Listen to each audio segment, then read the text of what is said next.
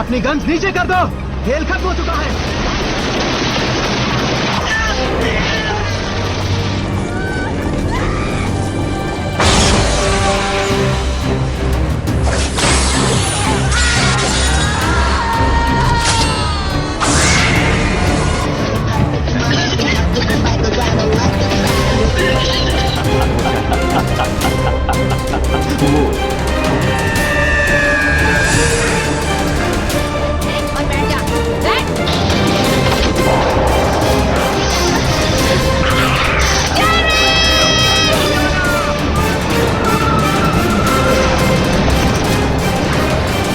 Number 2 सीढ़ियों की ओर बढ़ रहा है। ठीक है। दिखाई नहीं दे रहा, सही कोऑर्डिनेट दो।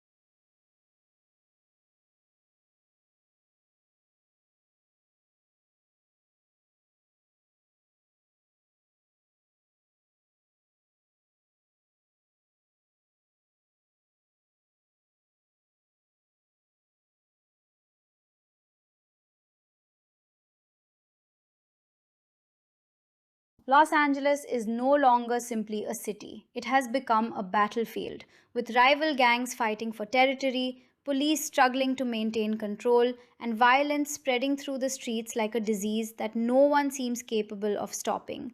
And in the middle of this chaos stands Lieutenant Mike Harrigan, a tough and relentless LAPD officer who has earned a reputation for taking matters into his own hands, refusing to back down even when the situation becomes almost impossible to control. And Harrigan is introduced as a man who understands the streets better than most people around him because he knows how criminals think, how gangs operate, and how quickly a simple confrontation can turn into a bloodbath. But even Harrigan has no idea that something far more dangerous than the gangs is moving through Los Angeles, something that does not belong to this world at all. And as the story begins, the city is experiencing an intense gang war between Colombian and Jamaican groups, with police caught in the middle, trying to prevent innocent civilians from becoming casualties. And Harrigan's team is constantly being pushed to its limits, with Detective Danny Archuleta, Detective Leona Cantrell, and Detective Lambert working alongside him as they respond to increasingly violent incidents. And Harrigan's leadership style is aggressive but effective because he refuses to wait for criminals to make the first move. And during one particularly violent confrontation, Harrigan and his officers become involved in a massive firefight that leaves the streets filled with destruction. But what Harrigan does not realize is that someone else is watching, observing the violence from above, and studying the humans involved. Because hidden among the buildings is a mysterious hunter with technology far beyond anything available to the police. And this creature has come to Los Angeles for a completely different reason, not to control the city, not to join the gangs, and not to stop the violence, but to hunt the strongest prey it can find. And the predator has chosen Los Angeles because the city's extreme violence provides an endless supply of armed and dangerous targets. And as Harrigan continues investigating gang activity, a series of bizarre murders begins attracting attention, with victims discovered in horrific conditions, their bodies showing signs that do not match normal criminal behavior. And the killings appear almost impossible to explain because the victims are heavily armed criminals who should have been capable of defending themselves. Yet, they are found brutally slaughtered, sometimes suspended or mutilated in ways that suggest an attacker with extraordinary strength. And Harrigan immediately suspects that another gang may be responsible. Because in a city already overwhelmed by gang warfare, it seems logical that one group could be sending a message to another. But the evidence does not completely fit, and Harrigan begins noticing strange details that make the case different from anything he has investigated before. And this is where the mystery of the predator begins developing, because the creature does not behave like a normal killer. It chooses specific targets, studies them, and appears to follow a personal code about who deserves to be hunted. And its technology allows it to remain almost completely invisible, using a cloaking system that bends light around its body, making it nearly impossible for ordinary humans to see, while its thermal vision allows it to detect heat signatures through darkness and smoke, and its weapons are far more advanced than anything the police possess, including a shoulder mounted energy weapon capable of killing a target almost instantly. And yet, despite possessing such incredible technology, the predator does not simply kill everyone it encounters, because it is interested in worthy prey, particularly armed and dangerous individuals.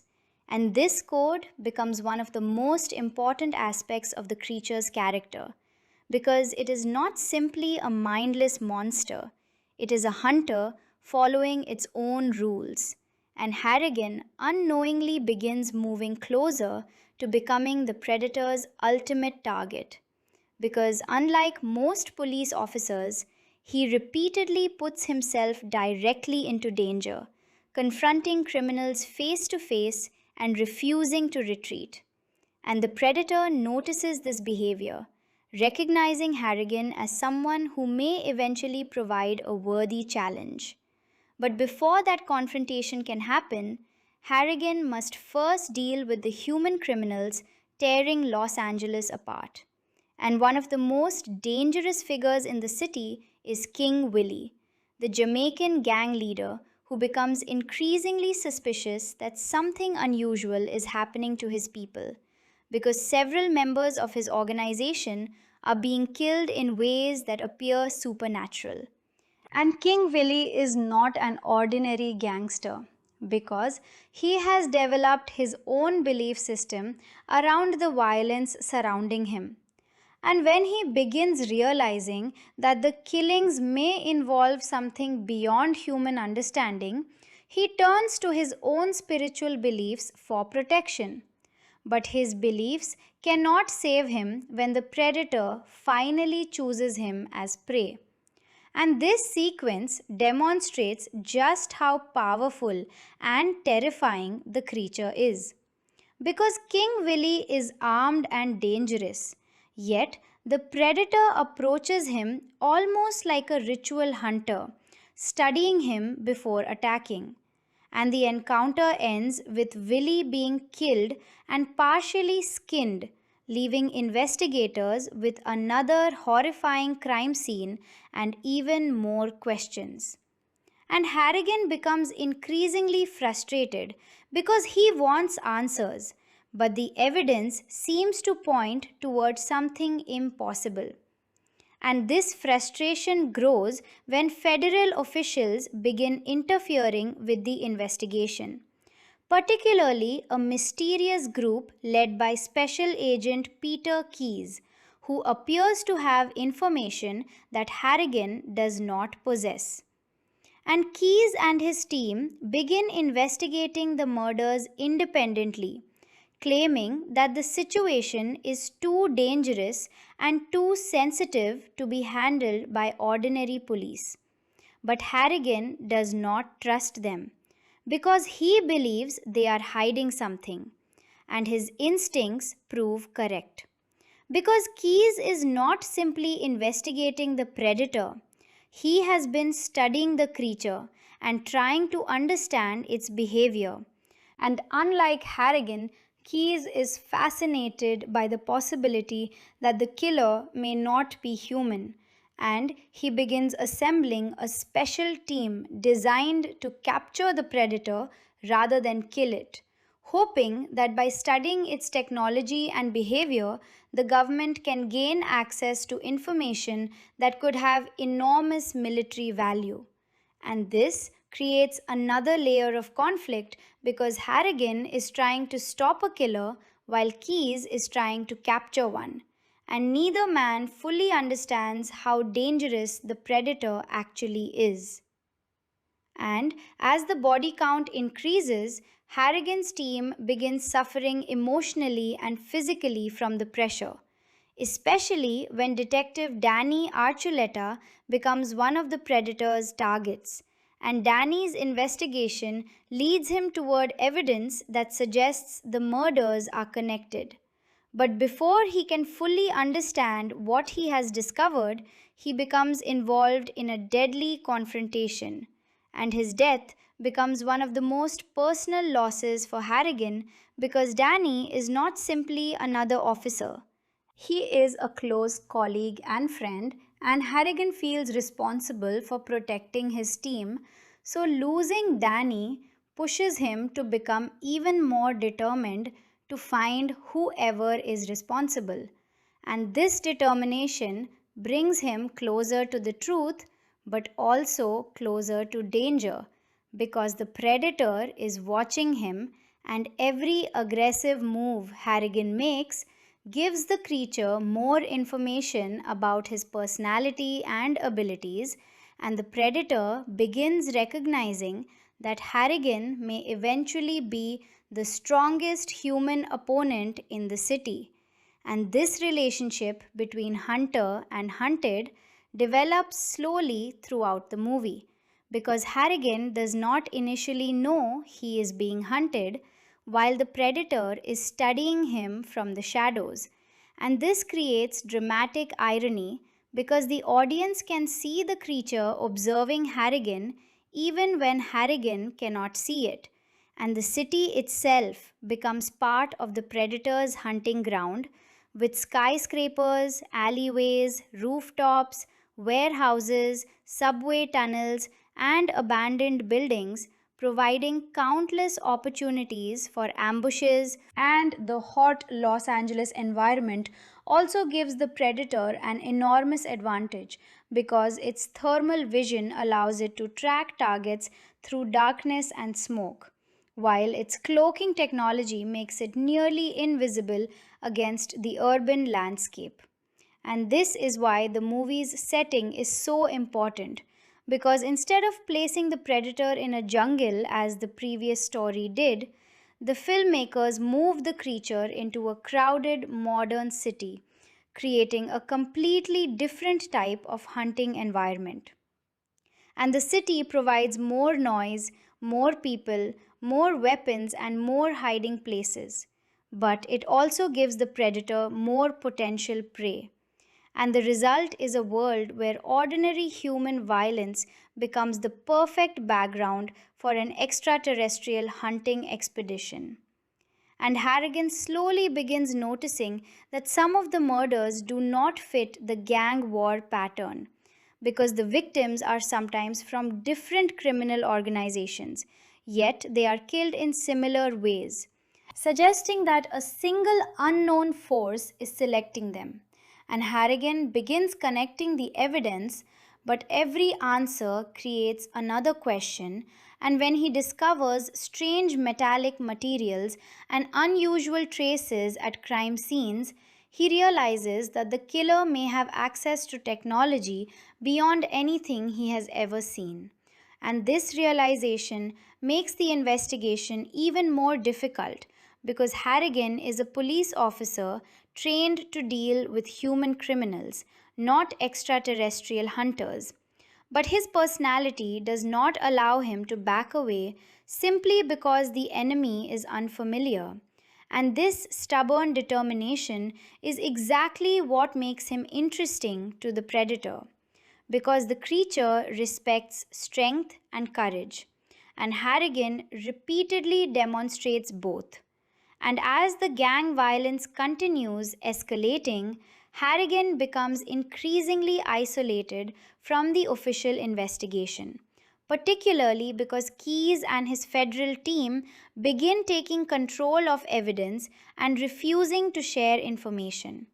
And Harrigan becomes suspicious that the government knows more than it admits. And his suspicion becomes justified when Key's team prepares a carefully designed trap for the predator, using a refrigerated slaughterhouse environment to reduce the creature's thermal advantage and lure it into a controlled location. And the plan appears intelligent because the team has studied the predator's technology and behavior. But they make one critical mistake. They believe superior numbers and advanced weapons will be enough to control the creature, and they underestimate the predator's intelligence, strength, and experience. Because this hunter has survived countless battles across different worlds, and the humans are attempting to trap something that has spent its existence hunting creatures far more dangerous than ordinary people. And when the predator finally enters the trap, the atmosphere changes completely. Because for the first time in the movie, the hunter is surrounded by humans who believe they have the advantage. And Keyes and his team prepare to capture it alive, hoping to study its equipment, but the predator immediately recognizes the threat and begins turning the situation against them, using its invisibility, speed, and weapons to move through the team with terrifying efficiency. And what begins as a carefully planned government operation quickly becomes a desperate fight for survival. And Harrigan eventually becomes involved because he has been following the investigation and refuses to let federal agents keep the truth hidden from him.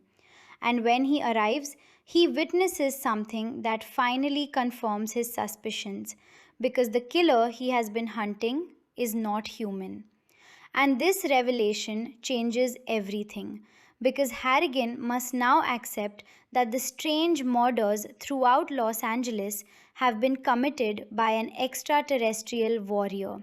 And yet, instead of running away, Harrigan becomes even more determined, because the death of his partner and the suffering of his city have made the predator personal. And when Harrigan sees the creature for the first time, the mystery becomes reality, and the hunter recognizes him as a worthy opponent, setting the stage for the final confrontation between a human police officer and an alien warrior. And this confrontation will push Harrigan beyond everything he believes about strength, violence, and survival. Because for the first time in his career, he is facing an enemy that cannot be intimidated, arrested, or negotiated with. And the only way to stop it may be to defeat it on its own terms. And as the predator disappears into the city once again, Harrigan realizes that the hunt has only just begun. And the hunter that has been stalking Los Angeles is no longer simply searching for prey, because it has finally found the one opponent it truly wants: Lieutenant Mike Harrigan. The discovery that something beyond human understanding is responsible for the brutal murders changes Lieutenant Mike Harrigan's investigation completely, because until now he has been dealing with gang warfare, organized crime, and the usual violence of a city struggling to survive. But the evidence surrounding the strange killings points toward an enemy that does not follow the rules of ordinary criminals. and Harrigan's instincts tell him that the truth is far more dangerous than anything the police department has prepared for, especially after seeing the strange technology and impossible strength connected to the killer, while at the same time, Special Agent Peter Keyes and his federal team are secretly preparing their own operation, because Keyes has been studying the creature for some time and believes that it can be captured, contained, and eventually studied. And his interest is not simply scientific curiosity, because the Predator's equipment represents technology far beyond anything humans possess, including advanced weapons, optical camouflage, thermal vision, and medical technology capable of extraordinary feats. And Keyes believes that if his team can capture the creature alive, they may be able to learn how its technology works, giving the government access to knowledge that could potentially change the balance of military power. But Harrigan has no interest in technology or government secrets, because his priority is finding whoever killed his officers and the people of Los Angeles. And this difference between Harrigan and Keyes becomes increasingly important, because Harrigan approaches the case emotionally and personally, while Keyes approaches it like an intelligence operation. And neither man fully understands how dangerous the Predator actually is. And while the federal team prepares its trap, the Predator continues moving through Los Angeles, watching the city from rooftops and dark streets, using its cloaking device to remain nearly invisible while scanning potential targets with its thermal vision. And its behavior makes it clear that it is not simply attacking randomly, because it searches for prey that can fight back, choosing heavily armed criminals, gang leaders, and violent individuals who represent a challenge. And the strange code of honor makes the Predator even more frightening, because it means that every killing is deliberate, and the creature is not driven by hunger or blind rage. It is driven by the desire to hunt worthy opponents. And Harrigan unknowingly becomes more interesting to the Predator with every investigation, because he repeatedly places himself in dangerous situations and refuses to retreat. And the Predator watches him from a distance, studying his movements and learning how he reacts under pressure, while Harrigan continues investigating the murders and trying to understand why the victims are being selected. And one of the biggest clues comes from the unusual conditions of the crime scenes, because the bodies are often missing weapons or other objects, and evidence suggests that the killer may be taking trophies. And this behavior is completely different from the motives of ordinary gang members. And Harrigan begins realizing that the murderer is not simply trying to eliminate rivals, because the victims seem to have been selected according to some kind of personal standard. And this idea becomes even more disturbing when Harrigan discovers that the killer has been operating throughout the city without being seen. And his frustration increases because every time he gets close to an answer, the killer disappears, leaving behind only destruction. And meanwhile, Keyes' team begins moving toward its trap, using information gathered from previous encounters to predict the Predator's movements. And they choose a location where the creature's thermal vision will be weakened, because the slaughterhouse is filled with cold surfaces and frozen meat, making the heat signatures of the humans less obvious. And the federal agents believe this will allow them to approach the creature without being detected. And they prepare weapons and equipment specifically designed for the encounter, convinced that their careful planning gives them an advantage. But the Predator has survived far more dangerous situations than this, and its intelligence is immediately apparent when it realizes that something is wrong. Because the creature does not simply walk into the trap like an ordinary animal. It observes the environment, studies the humans, and recognizes that they are preparing an ambush. And yet it enters anyway, because the Predator is not afraid of the humans, and in many ways it seems interested in testing them. And when Keyes' team finally attacks, they believe they have succeeded, using specialized weapons to disable the creature and prevent it from escaping. And for a brief moment, the humans appear to have complete control. But the illusion of victory disappears almost immediately, because the predator begins fighting back with terrifying speed and precision, using its strength, weapons, and tactical intelligence to turn the trap into a slaughterhouse. And the federal agents quickly realize that the creature they thought they could capture is far more powerful than they imagined. And the sequence becomes one of the most important moments of the movie, because it reveals the enormous gap between human technology and predator technology.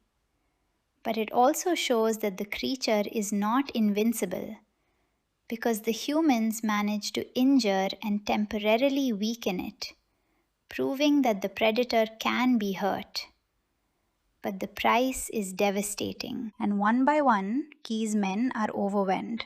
And Keyes himself realizes too late that his plan was based on the assumption that the predator thinks like a human, when in reality it operates according to an entirely different set of instincts and experiences.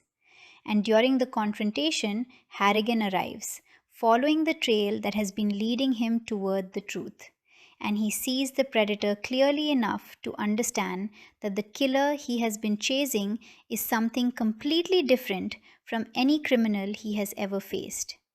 And this moment is critical for Harrigan because it finally gives him an answer to the mystery.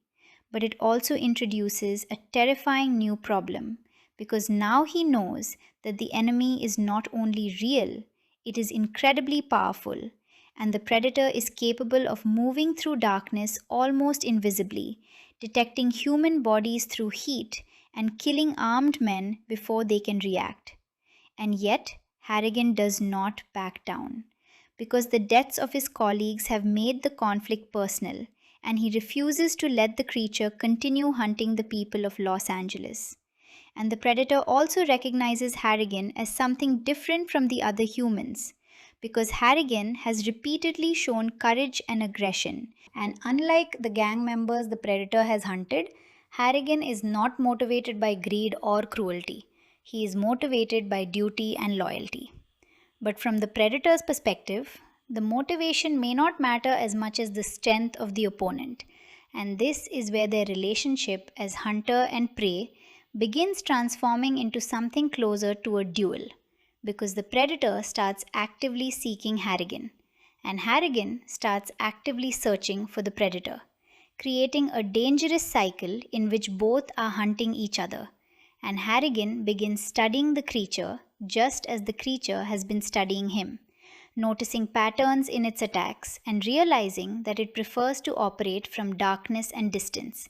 And he understands that if he wants to survive, he cannot fight the predator using ordinary police tactics.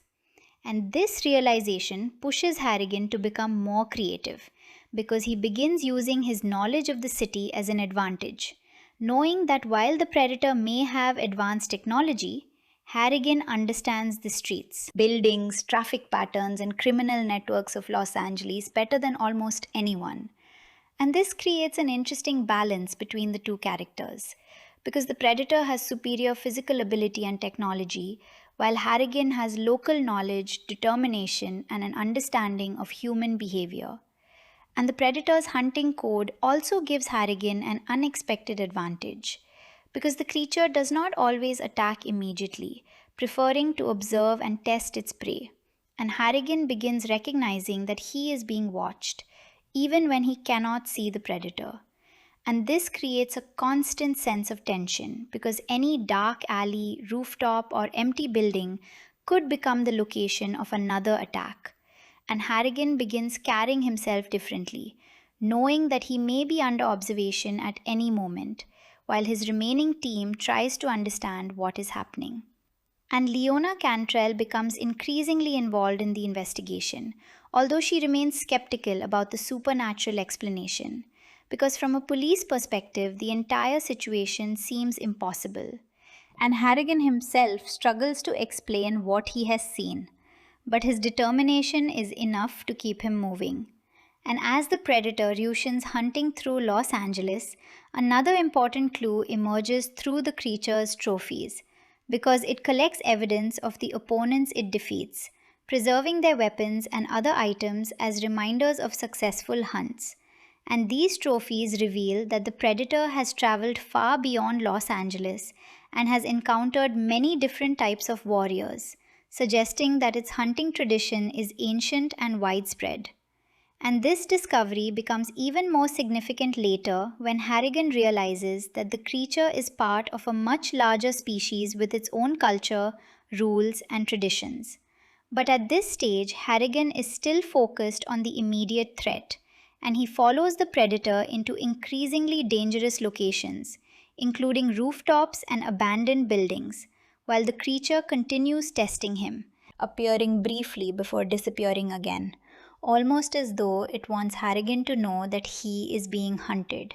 And this psychological game becomes part of their conflict, because Harrigan is not simply fighting an invisible enemy, he is being forced to live with the knowledge that the enemy could strike at any moment. And the pressure becomes even worse because Harrigan's team is already exhausted from the gang war, and every new attack adds another layer of chaos to the city.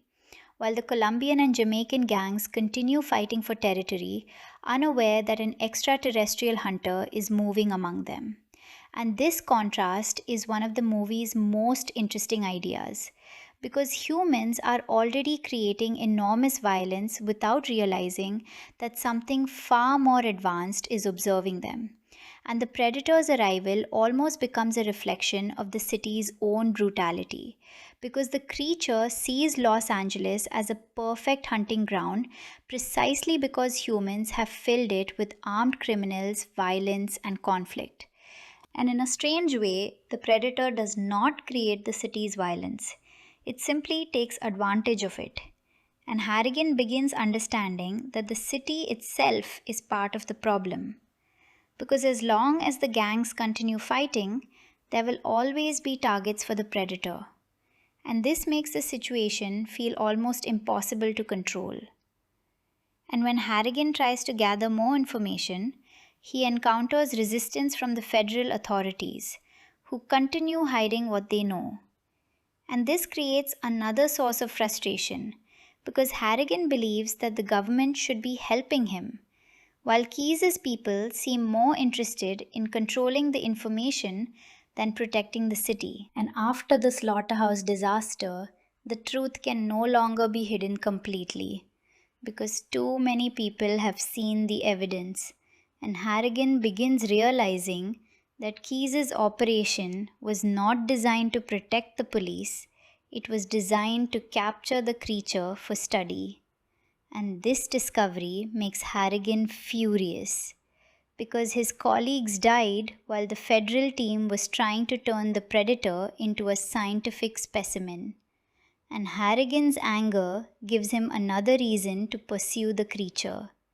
But it also creates tension between him and the government, because he refuses to accept that the case should be taken away from him. And this determination eventually leads him directly into another encounter with the predator. And this time, the creature does not simply attack from the shadows. It begins engaging Harrigan more directly, because it has decided that he is worthy prey. And Harrigan realizes that the creature is no longer simply killing criminals around him. It is waiting for him.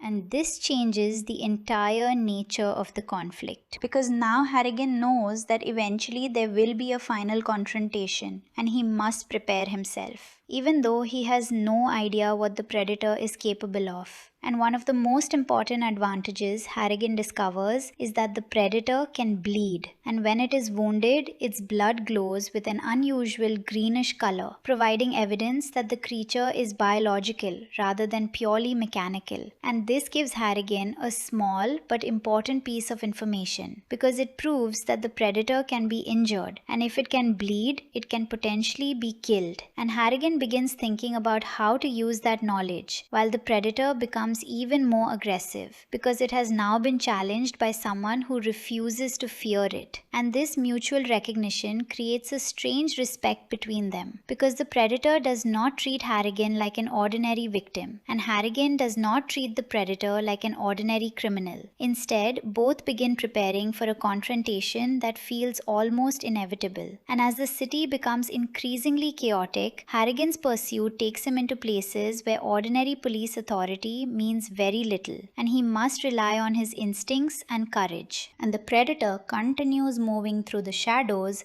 appearing only when it wants Harrigan to see it. And this creates a psychological battle in addition to the physical one, because Harrigan knows that the creature wants to control the timing of their confrontation, but he refuses to play entirely by its rules. And eventually, Harrigan begins following clues that lead him toward a place where the predator has been operating for some time.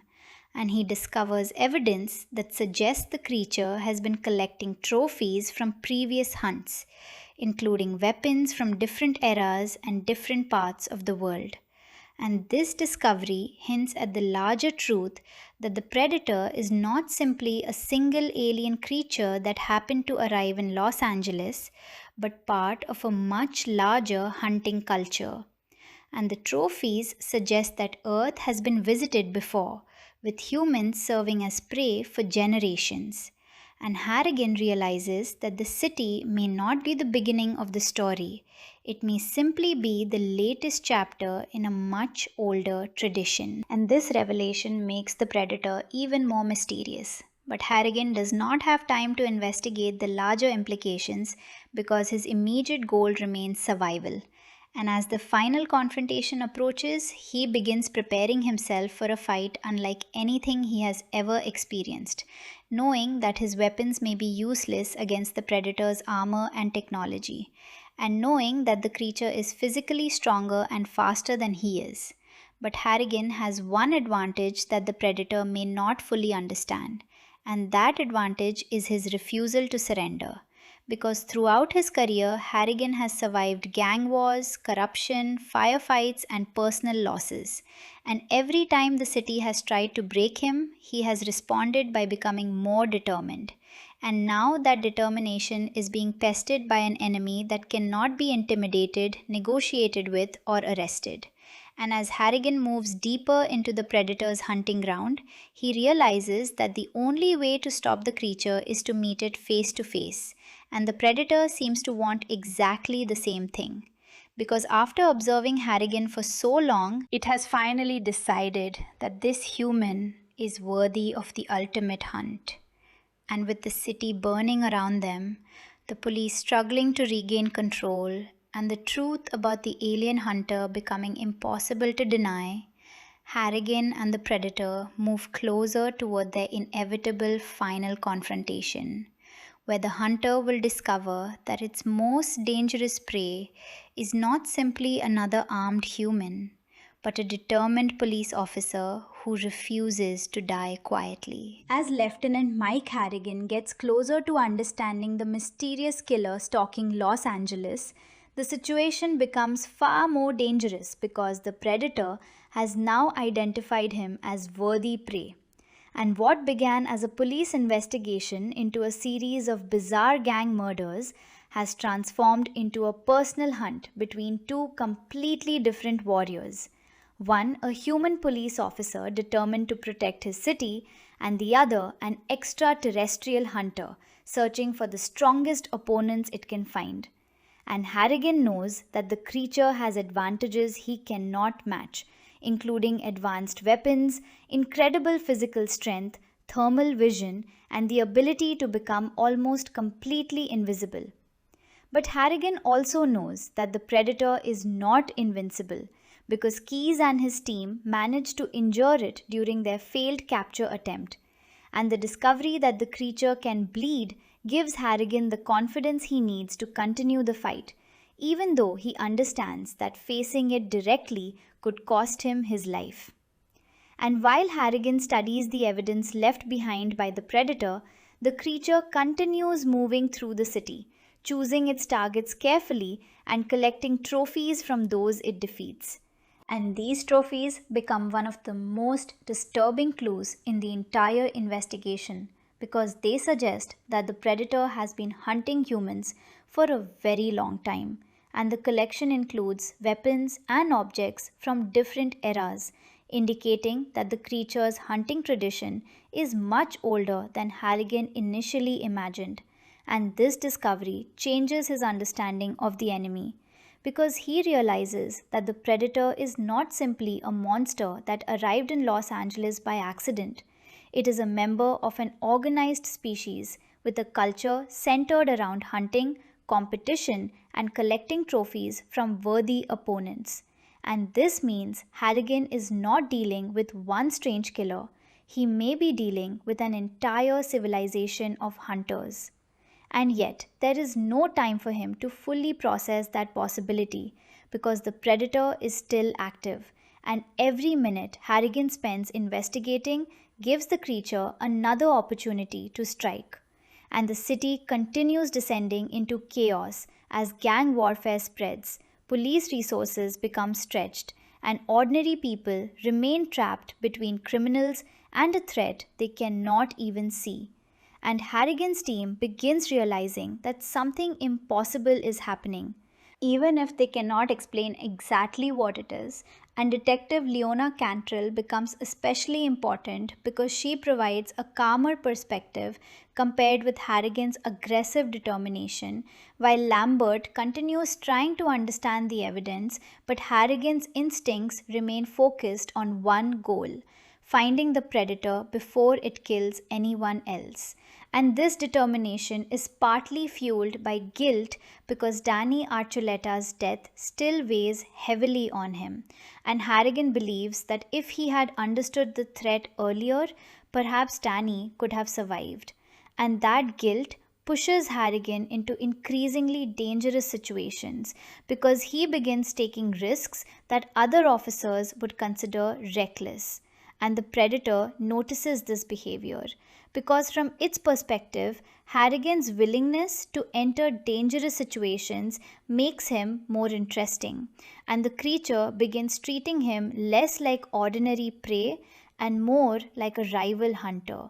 And this is one of the most fascinating aspects of their relationship because neither one fully understands the other, yet both recognize the other's strength. And Harrigan's determination becomes almost like a challenge to the predator's pride because the creature has spent its existence hunting warriors who believe they are powerful. And Harrigan is one of the few humans who refuses to be intimidated after discovering what the predator can do. And the more Harrigan learns, the more confident he becomes that the creature can be defeated if he can force it into a situation where its technological advantages are reduced.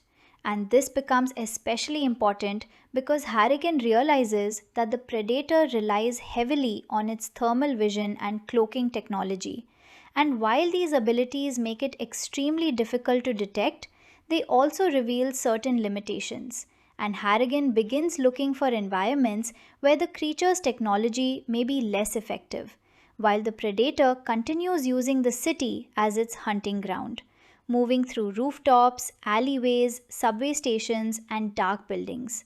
And the urban environment allows the creature to remain hidden among millions of people, making it almost impossible for the police to track. But Harrigan's knowledge of Los Angeles gives him a small advantage because he understands how criminals move through the city, and he begins predicting where the predator may appear based on the patterns of the gang violence. And this strategy leads him toward another important clue. Because the predator is consistently drawn toward heavily armed individuals, especially those who are aggressive and willing to fight. And Harrigan realizes that the creature is not simply hunting randomly, it is selecting opponents according to its own strange standards. And this means that the predator may actually be following a code. And that discovery gives Harrigan an idea. Because if he can understand the creature's rules, perhaps he can predict its next move. But before he can fully develop that strategy, the predator attacks again, and the violence becomes increasingly personal because the creature begins appearing closer to Harrigan's team, demonstrating that it knows exactly who is investigating it. And Harrigan understands that the predator may be trying to intimidate him. But instead of backing down, he becomes even more aggressive.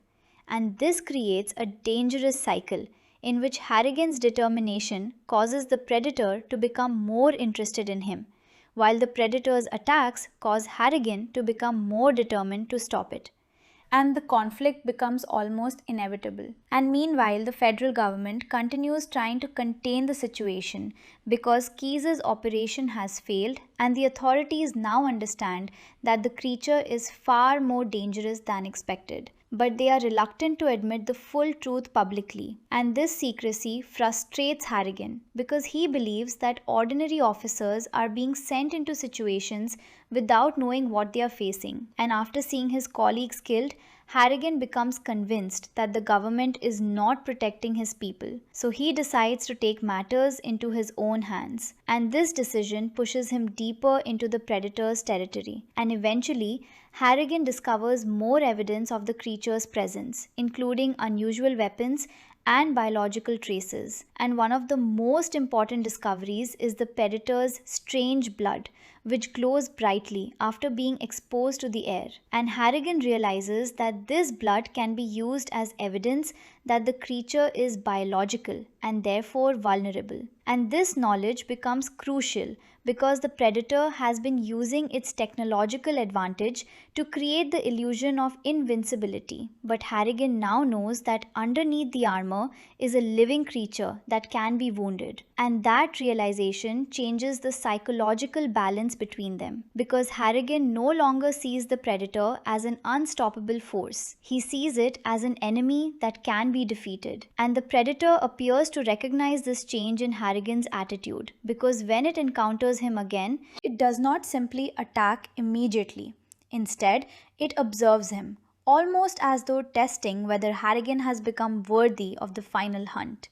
And Harrigan begins to understand that the creature has its own form of honor, because despite having every opportunity to kill weaker targets, it repeatedly chooses dangerous opponents, and it sometimes refuses to kill people who do not pose a threat. And this code becomes one of the few things Harrigan can use to understand its behavior. And as the investigation continues, the predator's trophies provide even more evidence of its history, because among the collected weapons are objects from different cultures and time periods. And this suggests that the creature has hunted across the planet for generations, possibly even centuries. And Harrigan realizes that what he is facing is part of something much larger than the gang war that initially brought him into the investigation. And this makes the final confrontation feel inevitable, because the predator has now chosen Harrigan as its most valuable target. And Harrigan has decided that he will not allow the creature to continue hunting his city. And their paths finally begin converging around the subway system, one of the most dangerous environments in Los Angeles because it is crowded, dark, and difficult for police to control. And the predator uses the tunnels and trains to move unseen, attacking people before disappearing into the darkness. And Harrigan realizes that the subway provides the perfect hunting ground for the creature because there are countless shadows, heat sources, and escape routes. And yet, it also gives Harrigan an opportunity because the confined environment may limit the predator's movement and force it into closer combat. And when Harrigan enters the subway area, the tension rises immediately because he knows the predator is nearby, even though he cannot see it. And the audience can feel the danger because the creature's presence is constantly suggested through movement, sounds, and sudden attacks. And Harrigan's instincts become his greatest weapon because he begins reacting to tiny clues that an ordinary person might miss. And he knows that the predator is watching him, waiting for the right moment to strike. And eventually, the confrontation becomes unavoidable. with Harrigan forced to fight an enemy who is faster, stronger, and better equipped. And the predator uses its advanced weapons to attack from a distance, while Harrigan relies on his firearm and physical determination. And the difference between them is enormous. Yet Harrigan continues fighting because he knows that retreating will only allow the predator to continue hunting. And during the battle, Harrigan manages to injure the creature again, proving that persistence can overcome technological superiority. And the predator responds by becoming more aggressive, using its strength to overpower Harrigan and demonstrate just how physically powerful it really is. But Harrigan refuses to surrender, and this refusal becomes the quality that the predator respects most. Because in the predator's culture, a worthy opponent is someone who continues fighting even when defeat appears certain, and Harrigan embodies exactly that quality. And as the battle continues, Harrigan notices that the predator is carrying a collection of weapons and trophies, and he begins realizing that every item represents a previous hunt, and the creature's confidence suggests that it has rarely encountered an opponent capable of pushing it this far. And Harrigan's ability to survive makes him more important to the predator with every second. But Harrigan is not interested in becoming a trophy, and he fights with everything he has, using the environment to his advantage and forcing the predator into situations where its technology becomes less useful. And eventually, the predator reveals even more of its capabilities, including the ability to use different vision modes and a variety of advanced weapons. But Harrigan adapts, refusing to let the creature control the entire fight. And this is where his police experience becomes valuable, because he is accustomed to fighting criminals who have superior weapons or numbers, and his instinct is always to look for an opening. And eventually, he finds one, forcing the predator into a more vulnerable position, and the fight becomes a battle of endurance rather than simple strength, because both combatants are exhausted and injured, and Harrigan understands that he may not survive. But he also realizes that the predator has been hunting people for far too long, and someone has to stop it. And this belief gives him the final push he needs. And as the fight continues, the predator loses some of its technological advantages, and Harrigan begins seeing the creature more clearly, not as an invisible monster, but as a physical warrior with weaknesses. And this shift in perspective is critical, because fear often comes from the unknown, and once Harrigan understands what he is fighting, he can finally fight it on more equal terms. And the predator also begins respecting Harrigan as a true opponent, which is why it continues engaging him instead of simply disappearing. And eventually, the two warriors move deeper into the underground system, where the confrontation becomes even more isolated, and Harrigan realizes that there may be no police backup coming, no federal agents, and no one else who can save him, meaning that the outcome will depend entirely on his own courage and instincts.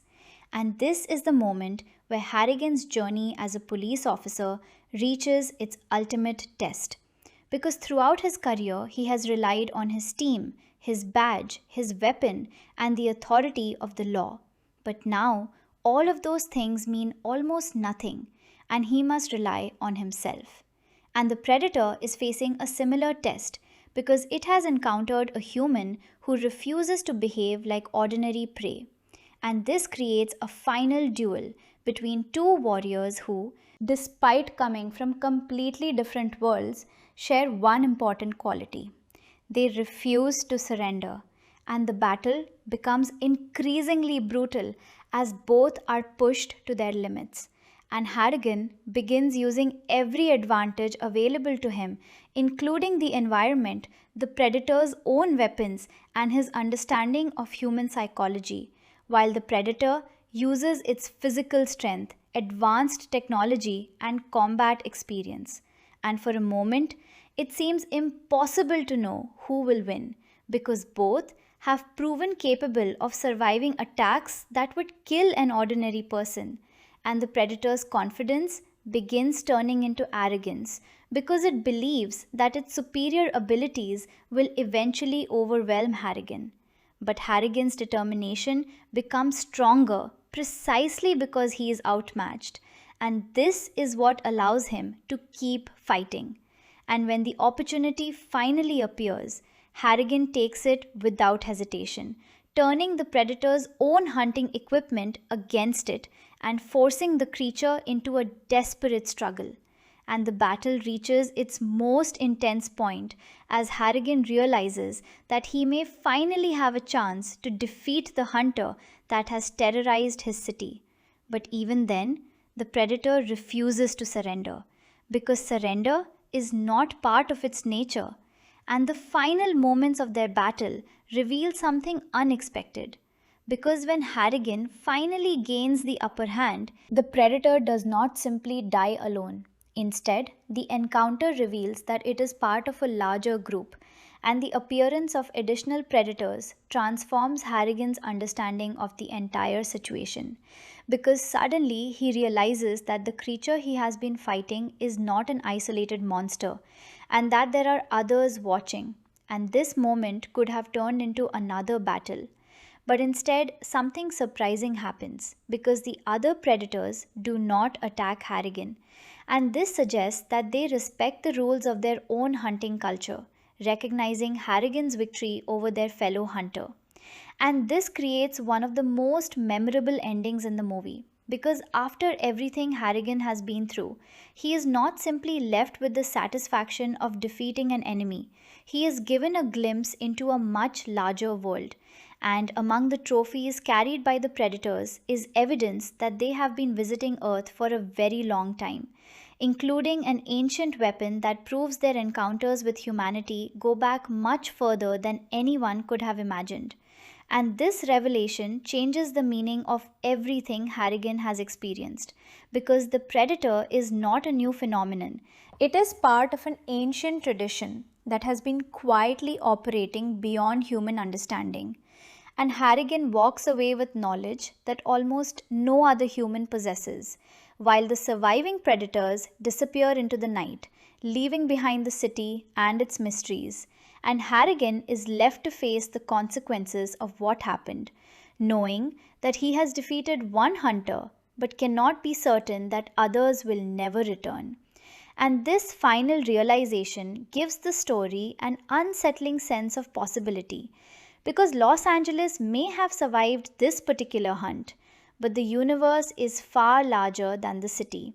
And the predator species clearly knows that Earth exists.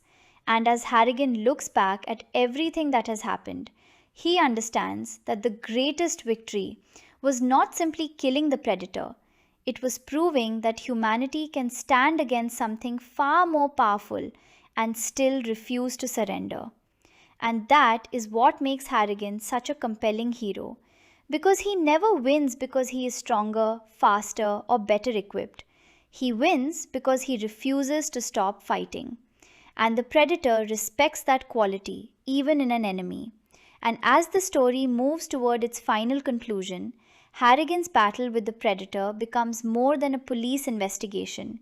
It becomes a clash between two different ideas of strength, one based on advanced technology and ancient hunting traditions, and the other based on courage, loyalty, and determination. And Harrigan emerges from the conflict changed forever, because he now knows that humanity is not alone, and somewhere beyond the stars are warriors who have been watching, hunting, and collecting trophies for generations. And although Harrigan cannot control what happens next, he can control how he responds, just as he has always done. And with the city beginning to return to normal, he prepares to move forward, carrying the memory of those who died and the knowledge of the strange enemy he finally defeated. While somewhere in the darkness beyond Los Angeles, the predator hunters continue their ancient tradition, waiting for the next worthy prey. The aftermath of Harrigan's first real encounter with the predator leaves him with more questions than answers, because although he has finally seen the creature with his own eyes and survived a confrontation that should have been impossible, the truth about what is happening in Los Angeles is still far beyond anything the police department is prepared to understand. And Harrigan now knows that the strange murders are not connected to an ordinary gang war, but to an extraterrestrial hunter that has been moving through the city with a purpose of its own, selecting dangerous people as prey and collecting trophies from those it defeats. And this knowledge changes Harrigan's behavior because he can no longer investigate the case like a normal homicide. He must think like the creature itself, trying to understand what makes a person worthy of being hunted. And as Harrigan studies the evidence left behind, he begins recognizing a pattern in the victims, because almost every target has been involved in violence, carrying weapons, controlling gangs, or demonstrating a willingness to kill. And this suggests that the predator follows a strange code that is completely different from human law, but still based on a sense of challenge and honor. And Harrigan begins to realize that the creature does not simply want easy kills, because it repeatedly ignores people who cannot defend themselves while targeting those who are armed and dangerous. And this realization becomes extremely important because it tells Harrigan that the predator is not an unstoppable killing machine driven by random violence. It is a hunter looking for opponents, and that means Harrigan himself has become one of the most important targets in the city, because unlike many of the criminals the predator has already killed, Harrigan keeps surviving, keeps fighting, and refuses to back down. And this makes him exactly the kind of opponent the creature has been searching for.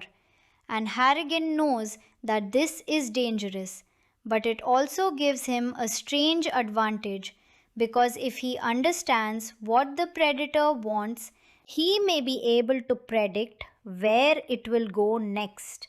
And this leads him deeper into the mystery of the creature's hunting behavior, especially after the evidence gathered from the predator's weapons reveals technology far beyond anything available to the police.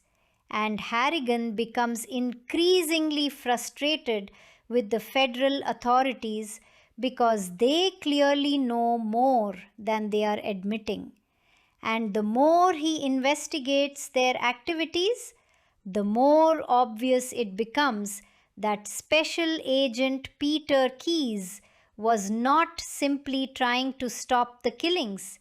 He was trying to capture the predator and study its technology.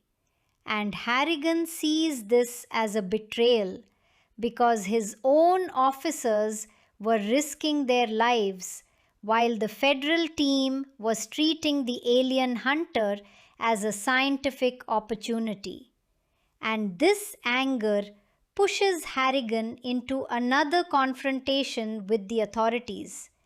But even as he argues with them, he understands that the predator remains the greater threat, and he cannot allow personal anger to distract him from stopping it.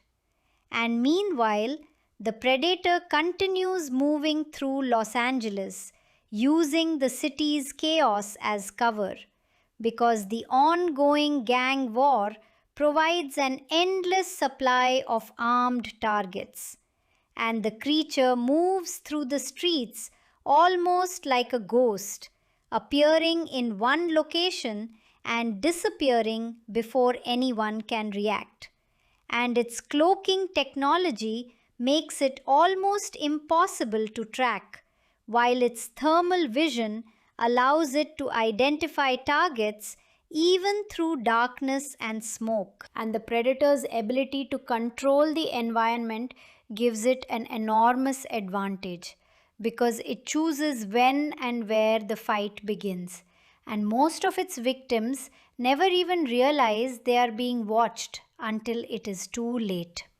But Harrigan is different because he now knows the creature exists, and that knowledge makes him more alert. And he begins looking at every rooftop, every dark alley, every empty building, and every strange movement as a possible sign of the hunter's presence.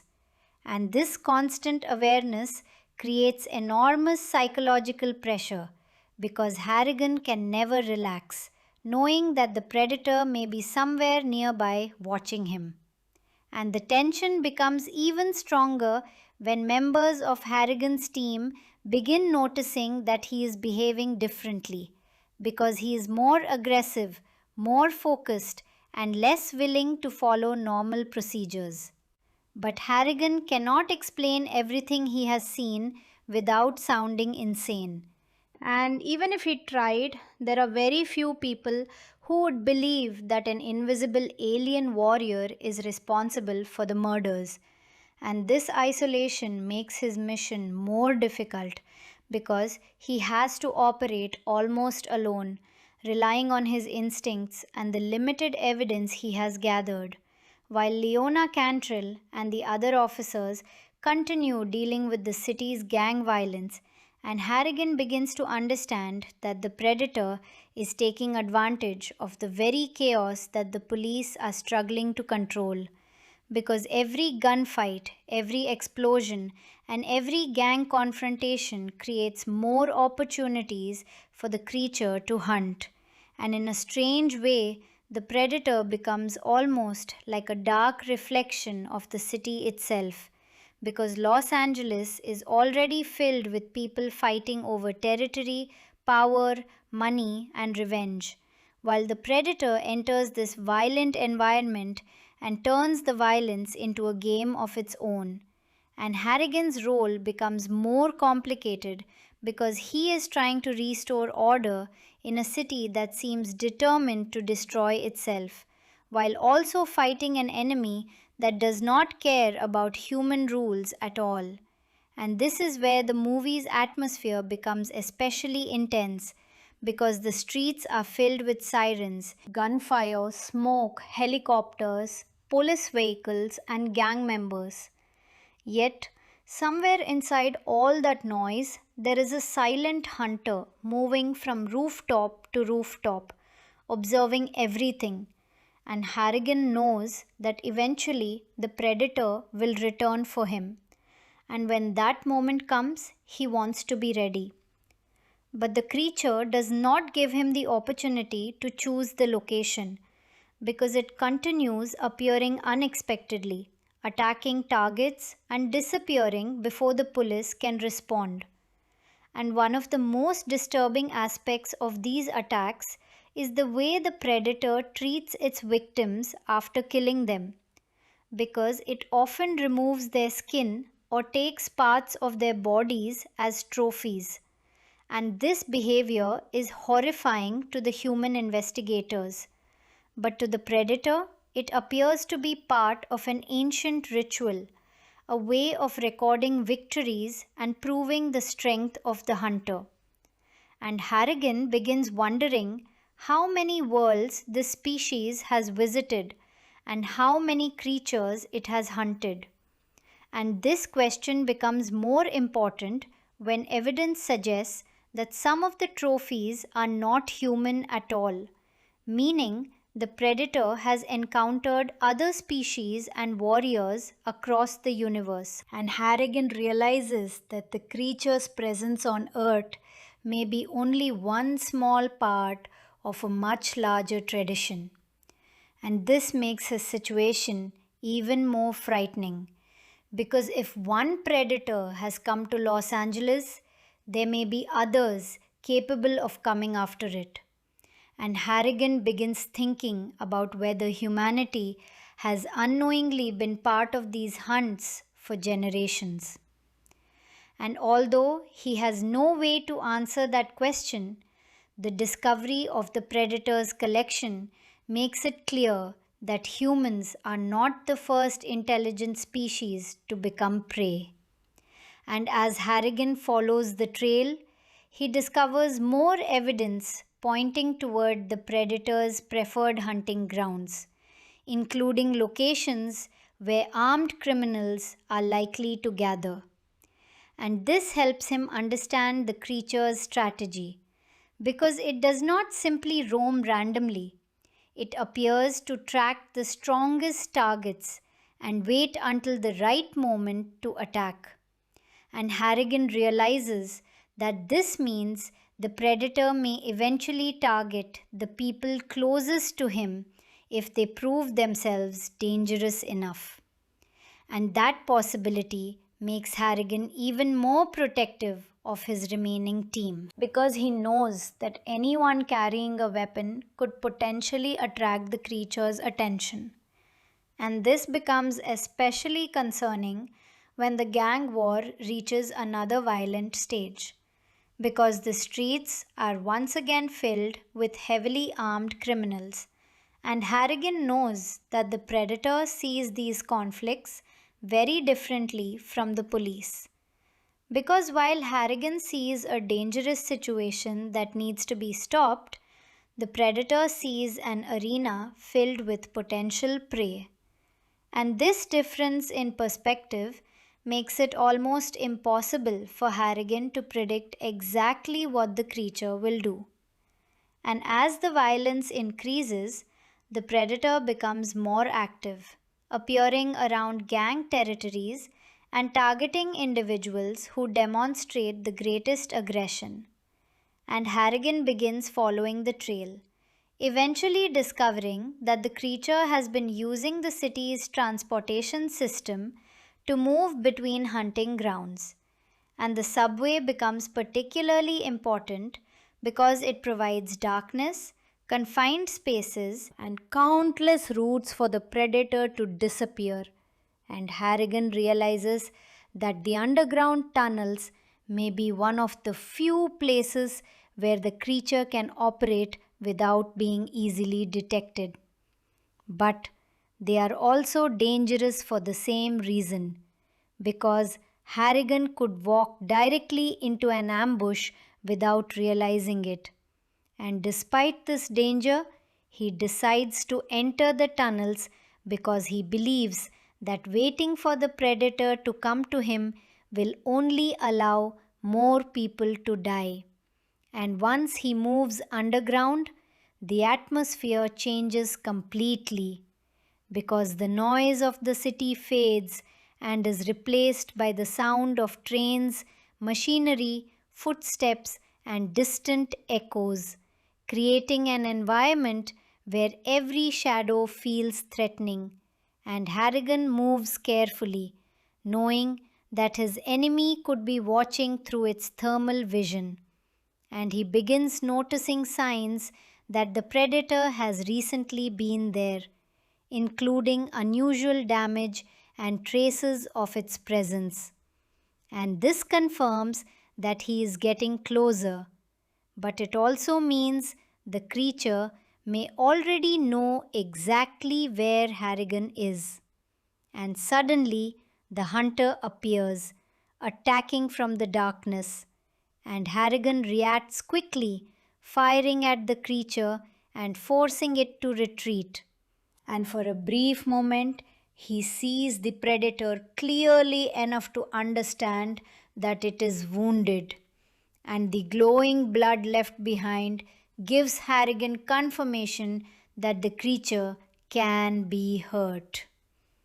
But the predator is far from defeated, and it responds with incredible speed, using its advanced weapons to attack Harrigan from a distance, forcing him to take cover and rethink his strategy.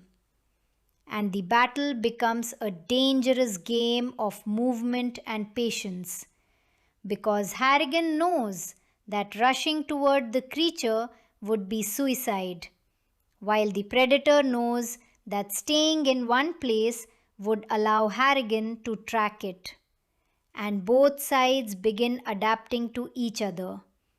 And this is what makes their confrontation different from the earlier killings, because the predator is finally facing someone who can think strategically under pressure, and Harrigan is facing an opponent who can anticipate human behavior and use technology to compensate for its lack of familiarity with the city's police tactics.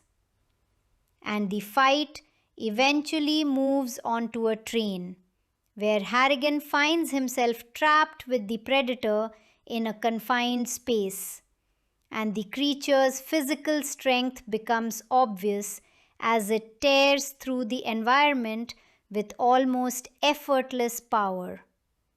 But Harrigan refuses to panic, using the narrow space to limit the predator's ability to move freely, and he continues firing whenever he gets an opening, eventually injuring the creature again, and the predator reacts by becoming more aggressive. But instead of simply killing Harrigan, it seems determined to continue the fight, as if the confrontation itself has become important. And this is where Harrigan begins understanding the predator's code more clearly, because if it wanted him dead immediately, it could probably have killed him earlier. But instead, it is allowing him opportunities to fight back, and that means the creature sees him as a worthy opponent. And although Harrigan finds the idea disturbing, he also realizes that this code could keep him alive long enough to find a way to defeat it. And the battle eventually forces Harrigan to separate the predator from some of its technological advantages. And for the first time, the alien hunter is forced into a more direct physical confrontation. And Harrigan uses everything he has: his strength, his experience, his anger, and his determination. But the predator still appears to have the advantage, and Harrigan is pushed to the edge of defeat. Yet he refuses to surrender, because surrender would mean allowing the creature to continue hunting. And the memory of his fallen colleagues gives him the strength to keep fighting. And as the battle continues, Harrigan notices that the predator has dropped or lost some of its equipment, and this creates an opportunity because without its full arsenal, the creature becomes more vulnerable, and Harrigan begins using the environment itself as a weapon, forcing the predator into positions where it cannot rely entirely on technology. And this leads to a brutal hand to hand struggle in which the difference between human and alien strength becomes painfully obvious. But Harrigan survives through determination and timing, and eventually manages to gain access to one of the predator's own weapons, giving him a brief advantage. And the predator reacts with surprise because humans are not supposed to understand or control its equipment. And this moment demonstrates that Harrigan has finally turned the creature's greatest strength against it. And as the fight reaches its climax, both warriors are badly injured, and the predator begins realizing that Harrigan is not simply prey, he is a genuine rival. And that realization changes the creature's behavior, because instead of using every possible weapon to eliminate him, it chooses to continue the confrontation almost on equal terms. And Harrigan understands that this may be his only chance, because the predator's sense of honor could become its weakness. And if Harrigan can force it to fight according to its own rules, he may be able to survive, and eventually, the predator loses control of the situation, and Harrigan manages to turn the tables, using a weapon from the creature's own arsenal to deliver a decisive attack. And the predator falls, wounded and defeated, and Harrigan follows it into a hidden location where he discovers the true scale of its trophy collection. And what he sees is beyond anything he could have imagined, because the room contains weapons and objects from different periods and different cultures, suggesting that predators have been visiting Earth for generations, hunting humans and other creatures long before Harrigan ever knew they existed. And this discovery transforms the entire encounter from a single bizarre case into evidence of a much larger secret history. And Harrigan realizes that the creature he defeated was part of a larger group. And that realization is confirmed when several other predators suddenly appear, surrounding him. And for a moment, Harrigan believes that he has made a terrible mistake, because there is no way he could fight multiple creatures like the one he just defeated. But the predators do not attack him, and instead they observe him, recognizing that he has defeated one of their own. And this moment reveals another side of their culture, because despite being dangerous hunters, they appear to respect victory and courage. And the leader of the group allows Harrigan to live, offering him a strange ancient weapon as a trophy. And this gesture is more significant than it first appears, because it demonstrates that the predators do not view Harrigan as ordinary prey anymore. They view him as a warrior who has earned their respect. And Harrigan accepts the trophy while remaining cautious, still unsure whether he can trust these creatures. But he understands that the confrontation has ended, and the predators disappear, leaving Harrigan alone with the evidence of their existence.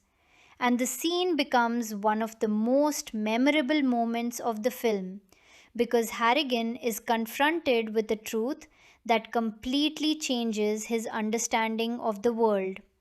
And the ancient weapon he receives suggests that these hunters have been interacting with humanity for centuries, possibly even millennia. And Harrigan now knows that the universe contains civilizations and creatures far beyond anything humans have imagined. And yet, despite this enormous revelation, the most important thing about Harrigan's victory is that he did not win because he possessed superior technology. He won because he refused to give up. And this is the central theme of his character, because throughout the movie, he repeatedly faces situations that should overwhelm him. But he continues fighting, and the predator recognizes this quality, which is why it ultimately respects him. And as Harrigan returns toward the surface, he is no longer simply a police officer investigating a series of murders. He is one of the few humans who has seen the truth about the predator species and survived an encounter with one of its warriors. But he also understands that there may be no way to convince the rest of the world of what happened. And perhaps that is part of why the predators allow him to leave, because their existence is meant to remain hidden. And Harrigan carries the secret with him, knowing that the city will eventually return to its normal rhythm, with traffic filling the streets, police sirens echoing between buildings, and people continuing their lives without knowing how close they came to something from another world. And for Harrigan, however, things can never be completely normal again, because he has looked into the darkness and discovered that humanity is not alone. And somewhere beyond the city, beyond the sky, there are hunters who have been watching worlds and searching for worthy opponents. And the knowledge changes Harrigan permanently, but it also gives meaning to the sacrifices made by his team, because he knows that they were not simply victims of a senseless gang war. They became part of a much larger confrontation.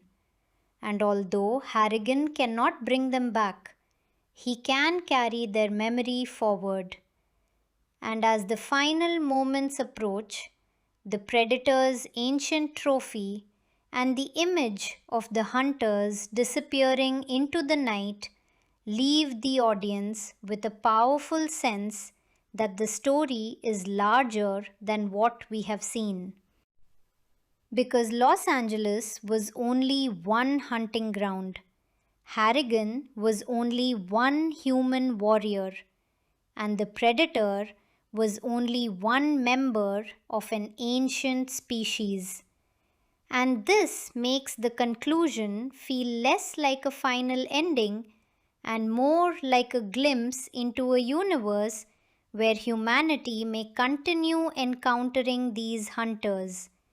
And the greatest question is no longer whether the predators exist, because Harrigan knows they do. But what will happen the next time they return, and whether the next human they choose will be as determined as Harrigan.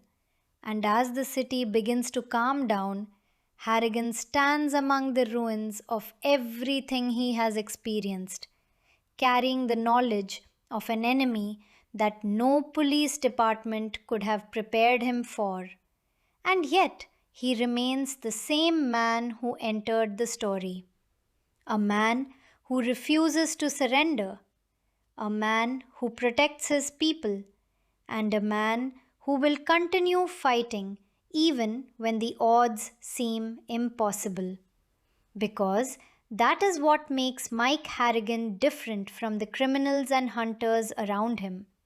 And that is ultimately why he survives the predator's hunt. After the shocking confrontation with the predator and the discovery that these alien hunters have been visiting Earth for generations, Lieutenant Mike Harrigan is left with a completely different understanding of the world around him. Because what began as an investigation into a violent gang war has turned into an encounter with a species that possesses technology far beyond human understanding.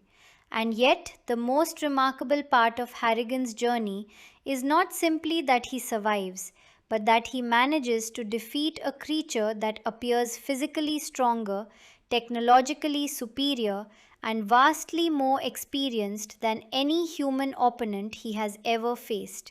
And this victory becomes even more meaningful when we understand Harrigan's character, because throughout the movie he has been defined by his refusal to back down, whether he is facing Colombian gang members, Jamaican criminals, corrupt officials, or an invisible alien hunter. And that determination is ultimately what allows him to survive.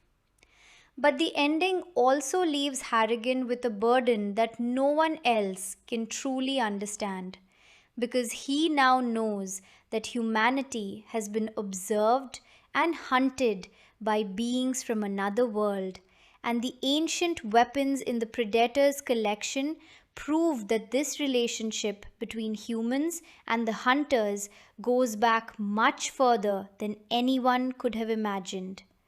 And when Harrigan receives the ancient pistol as a trophy, he is not simply receiving a weapon, he is receiving evidence that the universe is far larger and stranger than he believed. And this discovery changes the meaning of the entire story, because the predator was never simply an isolated monster.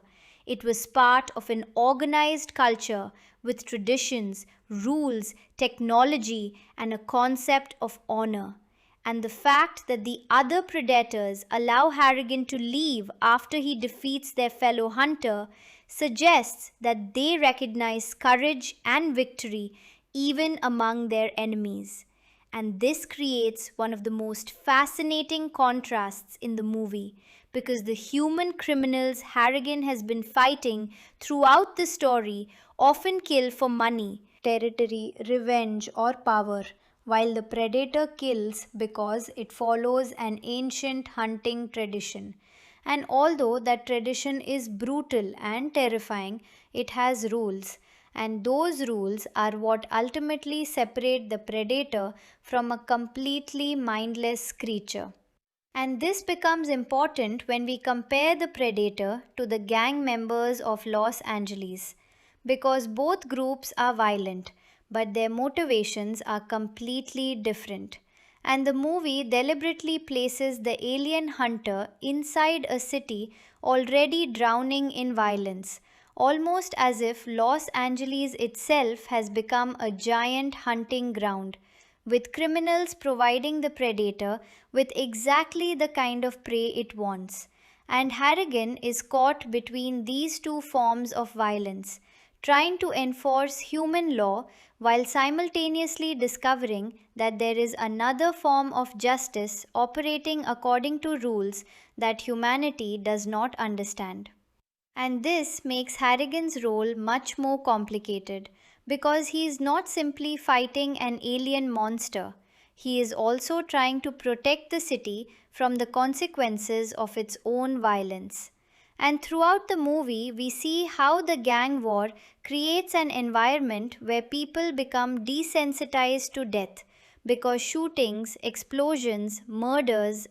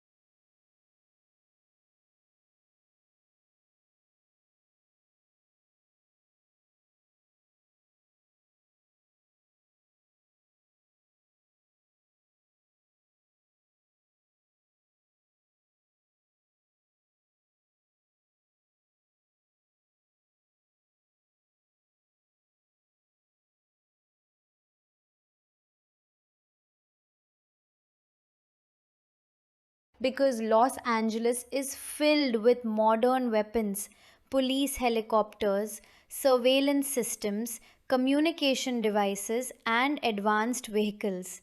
Yet, none of those things can fully protect the city from the predator.